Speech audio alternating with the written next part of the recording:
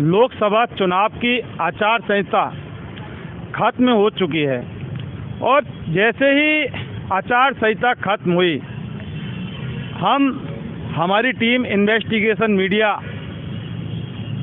वापस शहीद स्मारक पर खड़े हुए हैं। आप देख सकते हैं, मेरे सहयोगी को बोलूँगा कि ये वो दिखाएं शहीद स्मारक, जहाँ हम रोज़ाना काम करते हैं, कवर करते हैं, जनता की बात करते हैं, बेरोजगारों की, पीड़ित, यानी कि जो भी सरकार की प्रताड़ना का शिकार होता है और सरकार से जिसको इंसाफ नहीं मिलता और इंसाफ की आवाज़ उठाई जाती है राजस्थान के जनता की, वो शहीद स्मारक से। इधर काफ़ी आंदोलन होते थे, उधर रीट 1 वाले बैठते थे, रीट L2 वाले यहाँ बैठते थे, युवा मित्र बैठते थे, बहुत सारे हमने यहाँ कवर किया है। और इधर की साइड में नरेश बंजारा हत्याकांड जोधपुर का था, वो भी हमने यहाँ उठाया। आज एक नया चैप्टर, नया अध्याय फिर राजस्थान में शुरू हो चुका है, यानी कि भजनलाल सरकार के राज में शुरू हो चुका है।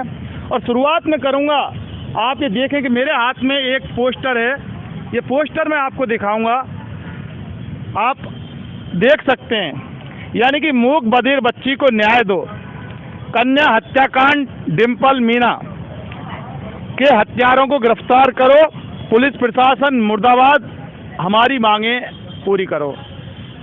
आपको तस्वीर याद आई होगी कि राजस्थान के करौली जिले के हिंडौन में एक मूक बधिर बच्ची की हत्या कर दी, रेप के बाद उसको जला दिया और उसके बाद 10 दिन तक राजस्थान के सबसे बड़े हॉस्पिटल यानी कि सवाई मानसिंह हॉस्पिटल में 10 दिन तक बच्ची को रखा गया, लेकिन उसने दम तोड़ दिया। और उसके बाद चूंकि मूक बधिर बच्ची थी, बोल नहीं सकती थी, पर्चा बयान में पुलिस ने मोबाइल के आधार पर एक आरोपी की जो तस्दीक की थी बच्ची ने, वो आरोपी निकल के सामने आया। और आज यहाँ अपने हक इंसाफ के लिए ये देखिए कि डिंपल मीना का परिवार यहाँ अब बैठ चुका है अपने जस्टिस के लिए, इंसाफ के लिए। ये यहाँ ये पुरुष बैठे हैं, ये यहाँ महिला हैं और इनके साथ ये देखिए बच्चे भी हैं, क्योंकि अगर ये यहाँ घर परिवार को छोड़कर अगर जयपुर में आएंगे तो सवाल ये कि बच्चों को कहाँ छोड़ेंगे। इधर थोड़ा पोस्टर भी दिखाएं, ये मूक बधिर बच्ची को न्याय दो, ये डिंपल मीना हत्याकांड के पोस्टर हैं और वो इस चीज़ की गवाही दे रहे हैं कि इस परिवार को जस्टिस चाहिए, इंसाफ चाहिए और भजनलाल सरकार से चाहिए।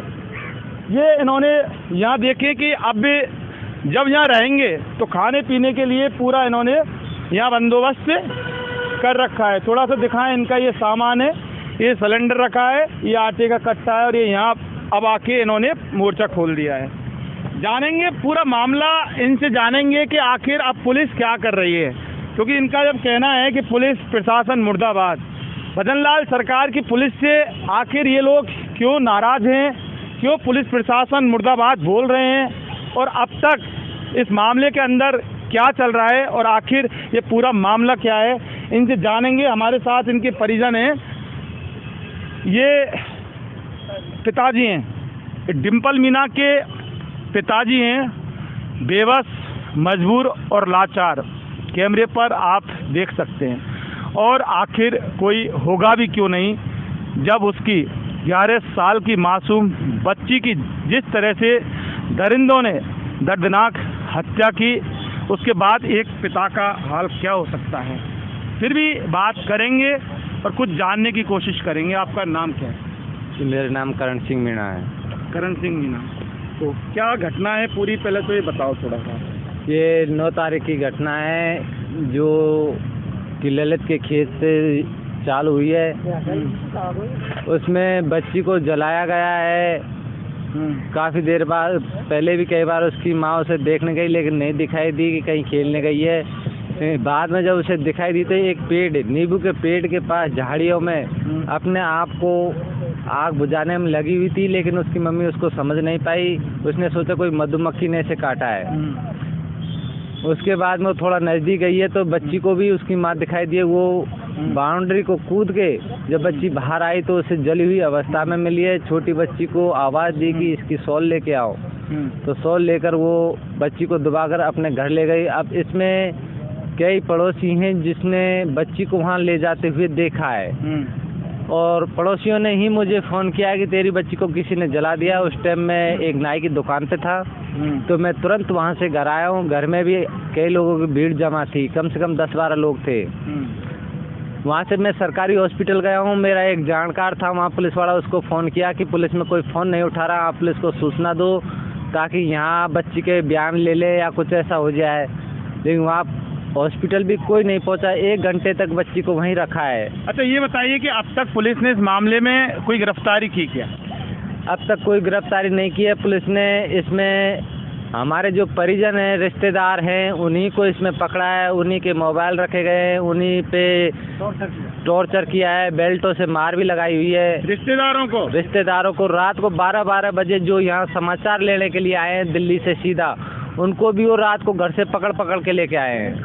आप ये देख सकते हैं, ये बड़ा एक दुर्भाग्य राजस्थान की सरकार का, ये राम की और राम राज्य की बातें करते हैं, हालांकि उस पर नहीं जाना चाहते। बहुत बड़ा एपिसोड हो जाएगा, उसकी हम बात करते थे, क्योंकि यही शहीद स्मारक था जब बेरोजगार युवा राम जी की तस्वीर लेकर बैठते थे। लेकिन अब वो चीज़ समझ में आ गई। लेकिन सवाल ये कि आखिर इनका सीधा कहना है कि इन्हीं के रिश्तेदार, इन्हीं के परिजन, यानी कि जो डिम्पल मीणा मृतक है, उन्हीं के परिजन और रिश्तेदारों को पुलिस टॉर्चर कर रही है। उसके मामा जी को घर से पकड़ के क्यों लेके आई? उन्होंने थोड़ी ना घटना की। वो यहाँ समाचार लेने के लिए आया था दिल्ली से जयपुर में। हाँ, तो उसी को लेके कि ये क्यों कर रहे हैं। उन्होंने एक फ़ोटो भी वायरल किया था जिसमें बच्ची ने अपने बयान दिए थे एक्सपर्ट टीम के सामने। वो फ़ोटो वायरल करने की वजह से कि भाई ये फ़ोटो तुमने वायरल क्यों किया है, शायद इसके पीछे हो सकता है कि पुलिस इस जो वायरल वीडियो है उसको दबाना चाह रही हो, या इसके जो बयान हुए हैं उसको बदलना चाह रही हो। कुछ ऐसा संदेह है मुझे इसमें, इसलिए उसको घर से वो उठा के लेके आई कि ये वायरल क्यों किया है तुमने। अच्छा, अब आप यहाँ आके बैठ गए हैं, कब तक बैठेंगे ये बताओ? जब तक हमको पूरा न्याय नहीं मिलेगा, जब तक इसमें दोषियों को गिरफ्तारी नहीं मिलेगी, जब तक हम यहीं रहेंगे। दिन महीने बता सकते हो आप कुछ? अब इसमें कोई निश्चित नहीं है, ये अनिश्चितकालीन धरना है, चाहे इसके लिए कितने भी दिन लग जाए, हम यहीं रहेंगे। सीधा खोल दिया है मोर्चा में, और बात करेंगे इनसे। ये आप डिम्पल के क्या लगते हो? मैं डिम्पल का दादाजी लगता हूँ। नाम क्या है आपका? भीम सिंह मीना। भीम सिंह जी। तो अभी जिस तरह से इनके जो पापा का कहना है कि पुलिस आप ही के रिश्तेदार और परिजनों को प्रताड़ित कर रही है, तो इसके पीछे की क्या मतलब वजह हो सकती है? देखो, वजह तो ये होती है, हो सके चिट्ठीदारी सरकार का प्रेशर हो, भजन लाल सरकार का प्रेशर हो।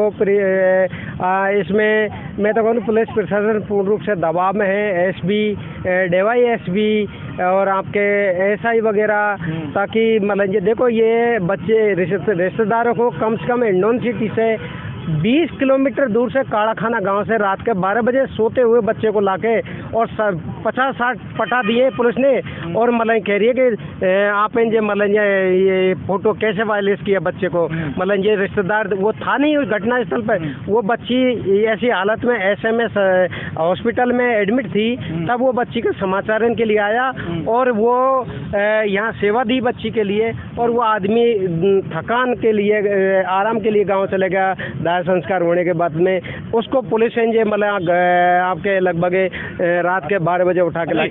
ललित शर्मा का ललित 10-12-15 फोटो एक्सपर्ट टीम के सामने, यानी SI बने सिंह के सामने, डॉक्टर के सामने, काले बेरान की एक्सपर्ट टीम के सामने इन्होंने 10-12 फोटो पेश किए। उसमें इन बच्चा का फोटो पहचाना, 3 बार बच्ची ने उंगली लगा के इंगित किया है, तो पुलिस इस तथ्य को बिल्कुल जुटा रही है। देखिए, FIR नंबर 231/24 थाना नई मंडी, हिंडौन सिटी, और मामला काफ़ी गंभीर है। अंडर सेक्शन 307 और 34 IPC से अपठित धारा। सवाल ये है कि अब जिस तरह से ये पुलिस से काम कर रही है, और ये इससे आपको लगता है कि इस हिसाब से तो इंसाफ नहीं मिलने वाला, क्योंकि इंसाफ जब मिलेगा जब अपराधी के खिलाफ पुलिस कार्रवाई की। और 161 के बयान ले लिए, 164 के बयान अभी तक नहीं हुए। तो फिर ऐसा पुलिस क्यों कर रही है? इसके पीछे क्या पुलिस की क्या इंटेंशन है बताओ। अभी ये सुनने में आया है कि जो आरोपी बच्ची ने पहचाना है उसके कोई चाचा बीजेपी के कोई पदाधिकारी हैं, तो शायद हो सकता है कि उनका दबाव हो, या पुलिस दबाव में तो है। अगर दबाव में नहीं होती तो 1 महीने बीतने के बाद भी पुलिस के हाथ खाली क्यों है, ये तो पुलिस जाने। जबकि ऐसे कोई घटनाक्रम कहीं और जगह होता है तो मुश्किल से 10 दिन में पुलिस में जब दबाव पड़ता है तो 10 दिन में खुलासा कर देती है, तो 1 महीना होने के बावजूद भी ये खुलासा क्यों नहीं कर पा रही है। तो इसका मतलब कहीं न कहीं पुलिस दबाव में तो है। अब ये किसका दबाव है ये तो हम जानते नहीं हैं, क्योंकि तो बीजेपी वाले का जानकार है तो इसका मतलब ये थोड़ी है कि बच्चियों की हत्या करो, रेप करो। नहीं, बिल्कुल। पर आजकल तो ऐसा है ना, नेताओं का दबाव चल रहा है, पुलिस मान रही है। बाकी तो बच्ची कोई भी गलत अपराधी कोई भी हो सकता है, किसी जात धर्म का हो सकता है। हाँ, कोई भी अपराधी की कोई जाति धर्म नहीं होता, कोई उसका वो सगा नहीं होना चाहिए। जो अपराध किया है वो अपराधी है, चाहे वो किसी का हो, जानकार हो या कितना ही बड़ा क्यों ना हो, कानून के लिए सब बराबर होना चाहिए। अच्छा ये बताओ, डॉक्टर किरोड़ी लाल मीणा इस मामले में आपकी क्या मदद कर रहे हैं? किरोड़ी लाल मीणा की तरफ से हमें कोई सपोर्ट नहीं मिला है अभी तक, और ना ही वो हमारे साथ में आए हैं, ना हमें सपोर्ट कर रहे हैं। किरोड़ी लाल मीणा भी वही बीजेपी के सरकार में है और बीजेपी सरकार सब एक जैसे हैं। लेकिन मीणा समाज के तो मसीहा हैं, वो मसीहा हैं, वो जब उनकी सरकार नहीं होती। अब उनकी सरकार है इसलिए वो कोई मसीहा नहीं है, सब चोर हैं, सब सरकार के दबाव में है, सब चोर होते हैं। ये देखिए तस्वीर बहुत गंभीर है। जिला कलेक्टर महोदय राजस्थान, ये करौली को इन्होंने दिया, मुख्यमंत्री को इन्होंने दिया, ज्ञापन दिया, और इसके अलावा बहुत सारी कार्रवाई इन्होंने की। पुलिस उपाधीक्षक की, DSP, SP Karauli, IG Bharatpur, police आयुक्त की, ये मतलब बहुत सारी इन्होंने कार्रवाई की, इंसाफ की गुहार लगाई, लेकिन इंसाफ अभी तक तो कहाँ मिलेगा। लेकिन अभी इस हिसाब से अगर पुलिस जो कार्रवाई कर रही है उससे तो लगता नहीं कि इंसाफ मिलेगा। लेकिन अब इनके जो दृढ़ हौसले बिल्कुल दृढ़ हो चुके हैं। अब इनका सीधा सीधा कहना है कि डेरा यहाँ जमा दिया है शहीद स्मारक पर, और जब भी उठेंगे तब तक इनको इंसाफ नहीं मिल जाता। अब इंसाफ मिलने में चाहे कितने दिन लगे, कितने महीने लगे, या ही कितने साल लगे, लेकिन डिम्पल मीणा का परिवार अपनी बेटी को इंसाफ दिलाए बिना यहाँ से जाने वाला नहीं है। अब सरकार की अगर बात करें तो राम राज्य की बात करने वाली सरकार, आप ये देख सकते हैं कि आपके राज्य में किस तरह का राम राज्य है कि अगर एक बीजेपी वाले का कोई जानकार अगर आरोपी होता है तो फिर इस तरह से पुलिस आपकी मामले को दबाने की कोशिश कर रही है, जैसा कि इनका कहना है। लेकिन सवाल अब यही है कि लोकसभा चुनाव में आपकी असलियत, आपकी औकात जनता ने दिखा दी। राम राज्य से काम नहीं चलने वाला, काम चलेगा तब जब डिम्पल मीणा को इंसाफ मिलेगा। आज डिम्पल मीणा नहीं है, लेकिन उसकी आत्मा यही है, इनके पास हैं, और वो गवाही देती हैं, बोलती हैं, चीखती हैं, चिल्लाती हैं अपने घर वालों को कि मुझे इंसाफ दिलाओ। तो सवाल ये कि आखिर डिम्पल मीणा को इंसाफ मिलेगा तो कब। सहयोगी पवन कुमार के साथ इन्वेस्टिगेशन मीडिया के लिए शहीद स्मारक से मैं जितेंद्र शर्मा।